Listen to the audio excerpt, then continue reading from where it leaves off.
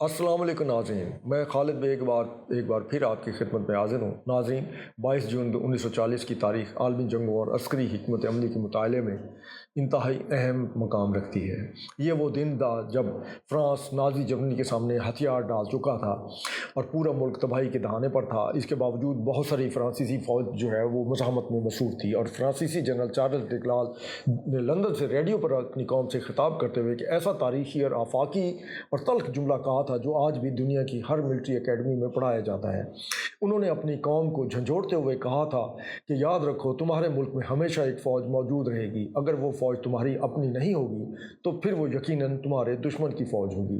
ناظرین، آج کی اس تفصیلی اور انتہائی اہم نشست میں ہم اسی شاندار ملٹری فلسفی کی بنیاد پر اپنے خطے، خاص طور پر پاکستان کی سلامتی، بھارت کی گرینڈ اسٹریٹجی اور ہمارے خلاف لڑے جانے والی 5th جنریشن وارفیئر کا ایک گہرا اسٹریٹجک اور دفاعی پوسٹ مارٹم کریں گے۔ جنرل ڈی گال کے اس تاریخی جملے کا اصل اور گہرا مطلب کیا تھا؟ اس کا سیدھا سا مطلب یہ ہے کہ کسی بھی آزاد اور خود مختار ریاست کا وجود ایک مضبوط، منظم اور پروفیشنل فوج کے بغیر ناممکن ہے۔ تاریخ کا یہ اٹل قانون ہے کہ جب کوئی قوم اپنی فوج کو کمزور کر دیتی ہے، اس پر عدم اعتماد کرتی ہے یا اسے گالیاں دے کر اس کا جنگی مورال گرا دیتی ہے، تو قدرت اس ملک کی سرحدوں اور گلیوں میں ایک سیکیورٹی خلا یعنی ویکیوم پیدا کر دیتی ہے۔ اور بین الاقوامی سیاست کا اصول ہے کہ خلا کبھی خالی نہیں رہتا۔ اسے بھرنے کے لیے فوراً غیر ملکی فوجیں، چاہے پڑوسی یا دشمن کے اسپانسر کردہ دہشت گرد پراکسیز آپ کی سرزمین پر قبضہ کر لیتی ہیں۔ آج اگر ہم جنوبی ایشیا کی دفاعی منظرنامے کا جائزہ لیں تو بھارت کے سب سے بڑی اور خطرناک اسٹریٹجی کیا ہے؟ انڈین تھنک ٹینکس، ان کے نیشنل سیکیورٹی ایڈوائزر اجیت ڈوال اور انڈین انٹیلیجنس ایجنسی را نے ایک طویل عرصے کے بعد یہ تلخ حقیقت تسلیم کر لی ہے کہ وہ پاکستان کی افواج کو کسی روایتی یا کنونشنل جنگ میں شکست نہیں دے سکتے۔ پاکستان کی ایٹمی صلاحیت، اس کا جدید میزائل پروگرام اور خاص طور پر اس کی فوج کی پیشہ ورانہ مہارت نے بھارت کے تمام جنگی جنون اور کولڈ سٹارٹ ڈاکٹرائن کو مکمل طور پر دفن کر دیا ہے۔ گزشتہ برسوں میں جب بھی بھارت نے کوئی فوجی ایڈونچر کرنے کی کوشش کی، اس کو منہ کی کھانا پڑی۔ اس روایتی شکست کے بعد بھارت نے اپنی حکمت عملی تبدیل کی اور پاکستان کے خلاف ایک نئی اور انتہائی گراؤنی جنگ کا آغاز کیا، جسے ملٹری سائنس کی زبان میں گینیٹو ڈومین وارفیئر یا اسے آپ 5th جنریشن وار بھی کہہ سکتے ہیں۔ اس جنگ کا واحد مقصد جنرل ڈی گال کے اس فلسفے کو پاکستان پر الٹا لاگو کرنا ہے۔ انڈیا کا بنیادی ٹارگٹ یہ ہے کہ پاکستان کے عوام اور خاص طور پر اس کی نوجوان نسل کے ذہنوں میں اپنی ہی فوج کے خلاف اور اس قدر زہر اور شکوک و شبہات بھر دیے جائیں کہ وہ اپنی سیکیورٹی فورسز کو اپنا دشمن سمجھنے لگیں۔ بھارت اربوں ڈالر خرچ کر کے سوشل میڈیا پر فیک نیوز، جعلی اکاؤنٹس، ڈیپ فیک ویڈیوز اور منظم پروپاگنڈا مہمات کے ذریعے ایک ایسا زہریلا پروپاگنڈا پھیلا رہا ہے جس کا مقصد قوم اور فوج کے درمیان اس اعتماد کے رشتے کو توڑنا ہے جو پاکستان کی بقا کا اصل ضامن ہے۔ انڈیا بخوبی جانتا ہے کہ اگر وہ پاکستانیوں سے ان کی اپنی فوج چھیننے یا اس کی عوام کو نظر میں متنازع بنانے میں کامیاب ہو گیا تو پھر پاکستان کو فتح کرنے کے لیے اسے سرحد پار سے اپنی ریگولر آرمی بھیجنے کی ضرورت نہیں پڑے گی، بلکہ وہ TTP اور BLA اور مجید بریگیڈ کی شکل میں وہ دشمن کی فوج بآسانی ہمارے معاشرے پر مسلط کر دے گا جسے کابل اور نئی دہلی کی خفیہ سیل سے کنٹرول کیا جاتا ہے۔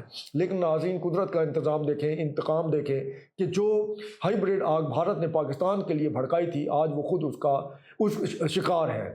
آج اگر آپ انڈین آرمی کا بغور جائزہ لیں تو ان کی اپنی ہندوتوا ریاست نے اپنی تاریخی فوج کو کرائے کے دشمنوں میں تبدیل کر دیا ہے، کرائے کے دستوں میں تبدیل کر دیا ہے۔ اگنی پتھ اسکیم کے ذریعے بھارتی حکومت نے اپنے نوجوانوں کو یہ پیغام دیا ہے کہ تمہاری حیثیت محض 4 سال کی دیہڑی دار مزدور کی ہے۔ انڈین آرمی کا وہ روایتی فخر، ان کی ریجمنٹل ہسٹری اور ان کا ملٹری ایتھوس سب کچھ اور SS کی بھینٹ چڑھ گیا ہے۔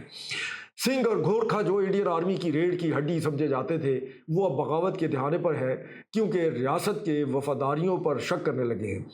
دوسری جانب بھارت نے دہائیوں تک بنگلہ دیش میں اپنی لابی اور کٹ پتلی حکومت کے ذریعے باقاعدہ ایک پراکسی کنٹرول مسلط کرنے کی کوشش کی۔ حسینہ واجد کی صورت میں انہوں نے ایک ایسا سیٹ اپ قائم کیا تھا جس کا کام بنگلہ دیش کی عوام کو دبانا اور صرف انڈین مفادات کا تحفظ کرنا تھا۔ لیکن بنگلہ دیش کی کی غیور طلبہ اور عوام نے ڈیگال کے اس فلسفے کو سچ کر دکھایا۔ انہیں احساس ہو گیا کہ حسینہ واجد کی حکومت اور انڈین مداخلت دراصل ان کے ملک میں ایک دشمن کی فوج کے قبضے کے مترادف تھی۔ آج بنگلہ دیش نے انڈین تسلط کے ان تمام زنجیروں کو توڑ کر ثابت کر دیا ہے کہ کوئی بھی خوددار قوم اپنے ملک میں دشمن کی چھاونی برداشت نہیں کر سکتی۔ آج ہمیں اپنے ارد گرد عراق، لیبیا، شام اور افغانستان کی مثالیں دیکھنی چاہیے۔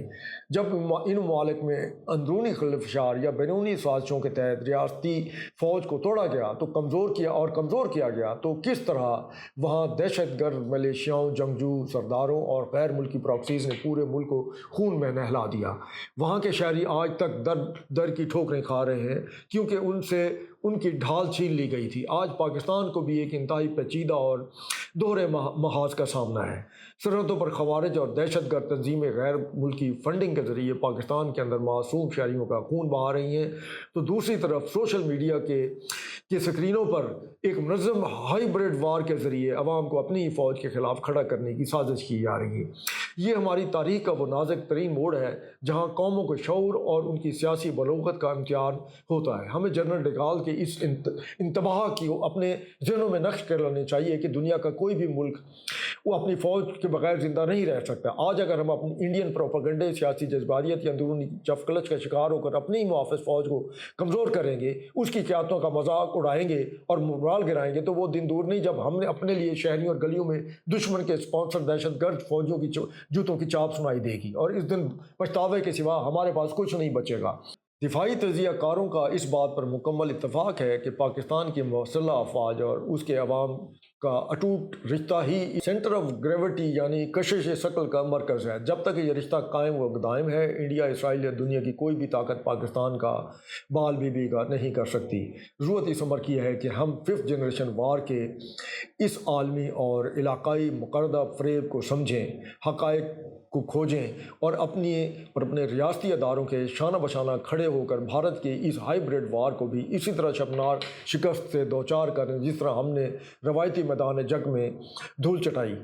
اور آپ یہ بھی ذہن میں رکھیے کہ یہ سلسلہ جو ہے اس کو ہمارے ہی اپنے بھائی بند سوشل میڈیا پر جس وقت فوج کے خلاف کوئی بھی غلیظ جو ہے وہ تبصرہ منظر عام پر آتا ہے یا ان کے خلاف کوئی روایتی انداز سے ہٹ کر ایک غیر اخلاقی جملے بازی کی جاتی ہے، تو کچھ لوگ اس سے محظوظ ہو کر انجانے میں جب اس کو مزید آگے وائرل کرتے ہیں تو وہ بھول جاتے ہیں کہ وہ پاکستان کی سلامتی کے خلاف اس پروپیگنڈا جنگ کا حصہ بن رہے ہیں جو بھارت نے اسد راہ سے جاری کر رکھی ہے۔